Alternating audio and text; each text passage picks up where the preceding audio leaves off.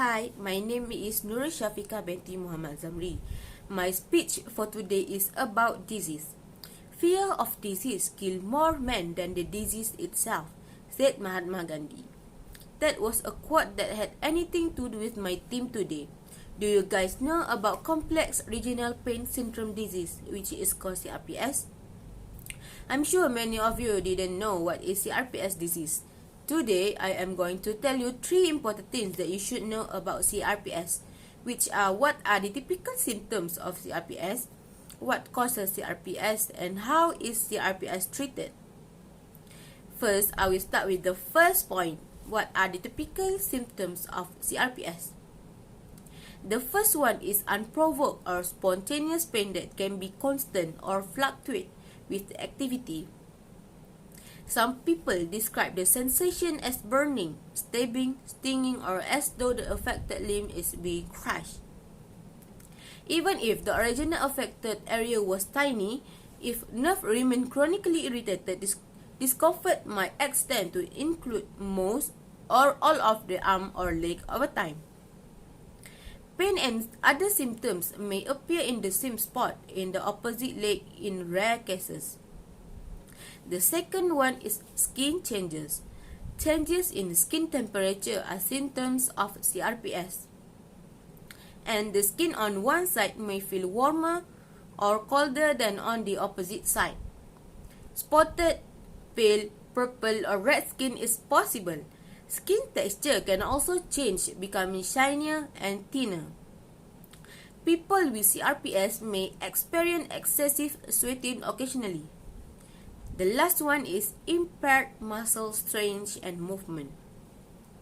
The nerve fibers that control muscles and coordinate muscle movement are not injured in most people with CRPS. However, most people report not being able to move the affected body part. This is usually due to discomfort and irregularities in the sensory inputs that aid in movement coordination. Excessive inflammation and poor circulation are also harmful to muscles. Now you know what is CRPS.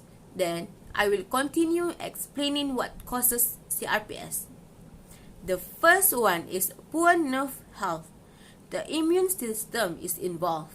C fiber nerve cells also connect with immune cells, which aids in the repair of damage. Excesses of prolonged nerve sinus as well as CRPS-related impaired circulation may cause immune cell dysregulation in the affected limb. Some people with CRPS have high levels of inflammatory molecules called cytokines in their affected limbs, which contribute to redness, swelling, and warmth. The second one is poor circulation that can impede nerve and tissue healing. Many of the symptoms of CRPS are caused by damage to the tiny fibers that control blood flow. The blood vessels of the affected limb can dilate, open wider, and spill fluid into the surrounding tissues, resulting in a red and swollen skin. This can cause muscle weakness and joint discomfort by depriving the underlying muscles and tissues deeper than oxygen and nutrients. The skin becomes cold, white, gray, or bluish when the blood capillaries in the skin pinch. The last one is fractures. The most common cause, especially a broken wrist, is this. Misplaced or broken bones or pressure from a tight throw may damage a nerve. To avoid this issue, very tight or uncomfortable casing must be cut and replaced immediately. By now, you already know about the cause of CRPS disease. So the last main point I will explain is how is CRPS treated. The first one is medication. Several types of medications are effective in the treatment of CRPS, especially when started early in the disease. However, the U.S. Food and Drug Administration (FDA) has not approved any drugs or combinations to be marketed specifically for CRPS. And No single drug or combination is guaranteed to be effective for everyone. The second is therapy. In the treatment of CRPS, both occupational and physical therapy are helpful. Typically, two types of therapy are used. Patients begin reflecting on visual feedback therapy by describing their limbs with their eyes closed, then observing the limbs with a mirror and trying to overcome their initial discomfort. Sessions will usually last for 5 minutes and be repeated 6 times throughout the day. The last one is pharmacological treatment.